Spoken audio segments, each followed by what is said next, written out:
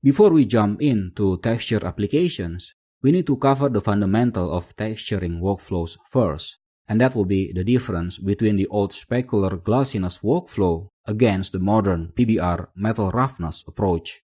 For a few decades ago, in computer graphic world, all materials in all 3D software are using the approach of what is known to be the specular glossy workflow. A workflow in which we can control the glossiness and the specular properties separately. But this workflow is more of a hack. It was not designed to be the correct representation of the real-world material's behavior. PBR, on the other hand, which stands for physically based rendering, was designed to mimic the real-world material properties as close as possible. The researchers for PBR actually have been around since 1980s and keep evolving since then. But it became very popular recently, since around 2015, when Disney and Pixar used it in their animated movies.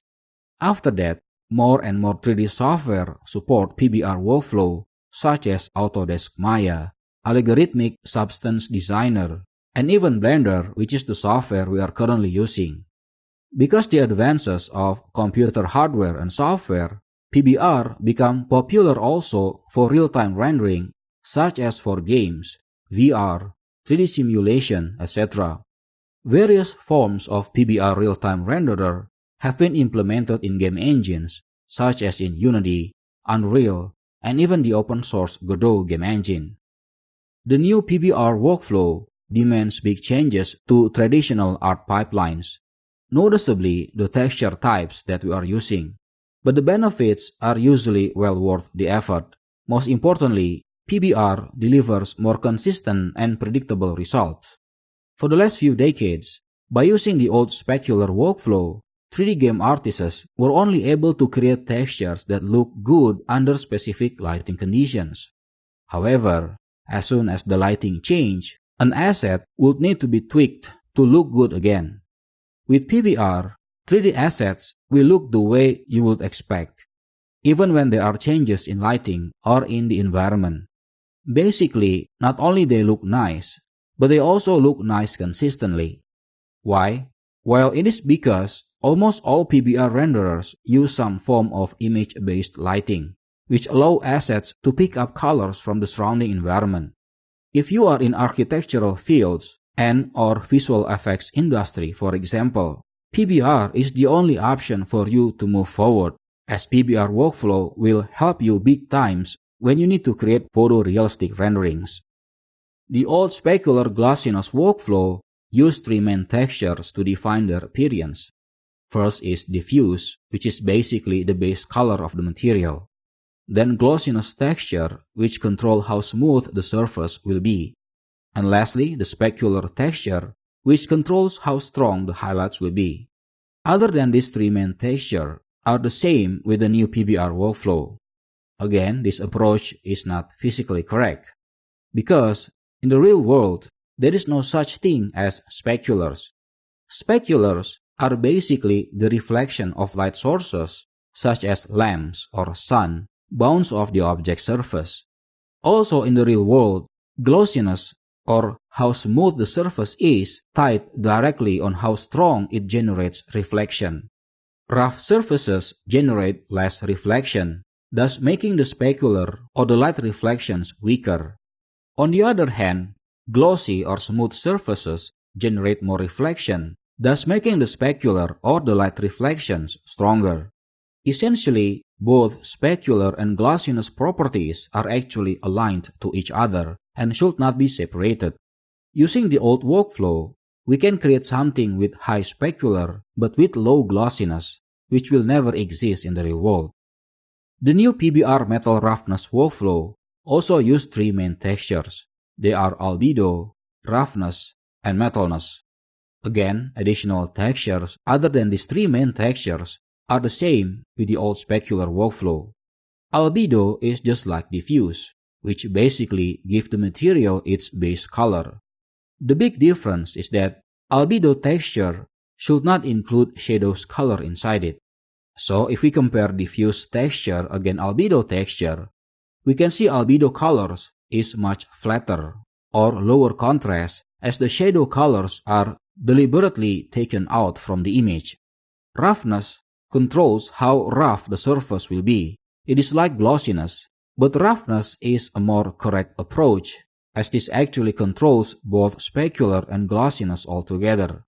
Higher roughness means there are more microscopic hills and valleys, thus making the light bounce directions more randomized. This is why, on rough surfaces, reflection and/or speculars are lower.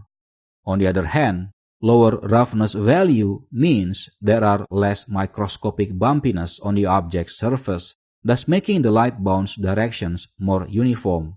This is what actually makes the material have stronger reflection or speculars. The last one is metalness, or how metallic the object is. In the real world, we can categorize materials into two big groups: metal and insulator.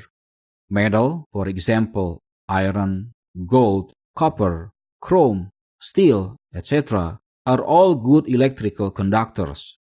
What's unique about metal is that they don't have any diffuse colors. What we see as yellow in gold, for example, is actually a colored reflection of its surrounding.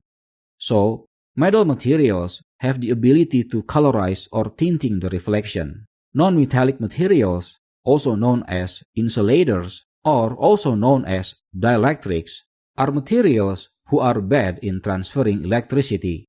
Materials such as wood, fabric, glass, plastic, etc. Basically, anything that is not metal. Perhaps 90% of materials in this world are dielectrics. I'm not really sure about the number though, I'm just guessing here. So metalness texture define which parts of the object are metals and which parts are dielectrics. Now you need to understand that what we consider as metals are the pure metals that has shiny reflection. For example, rust on metal surface is not actually a metal, but a dielectric. Also, if you paint a metal with an ordinary paint, that paint is not a metal. But if you see a mirror, mirror is actually a metal. It is a metal paint or metal sheet on a glass surface. What you see as the mirror reflection is actually the metal sheet reflection, not the glass reflection. Essentially, my point is, when designing materials and textures, we only care about what we see on the surface visually.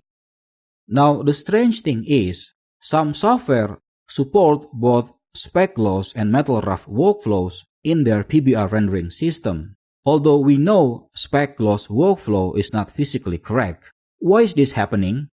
There are two reasons for this. First, it is because there are latency of PBR adoption on graphic software in the world. We also still have so many old textures in our libraries, which still uses the spec-gloss approach. Most software developers are still trying to make their product as highly compatible as it can, so it will play nice with other software. That is why software like Substance Designer and Marmoset Toolbag, for example, still support the spec-gloss workflow.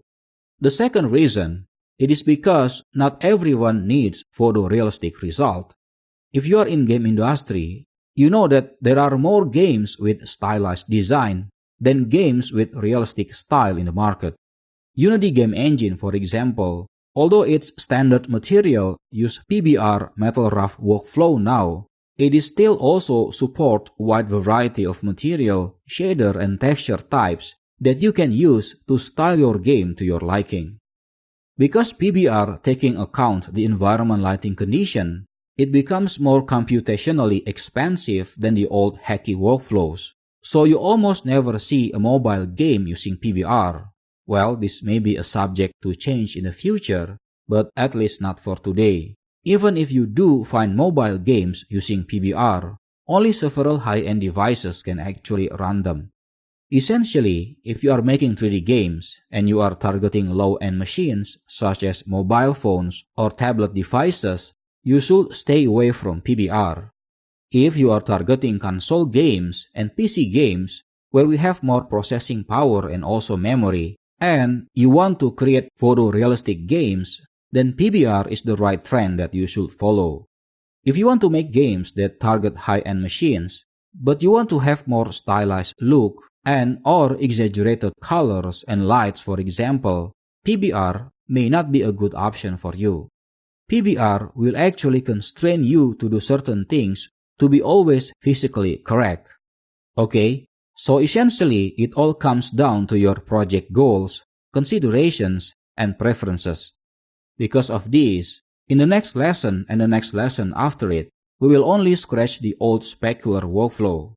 Now, in Blender, the Blender render engine that we are currently using was designed for this old workflow. It was not designed for PBR workflow. For PBR workflow, we're going to use Cycles render engine and also EV rendering engine in the future section, inshallah.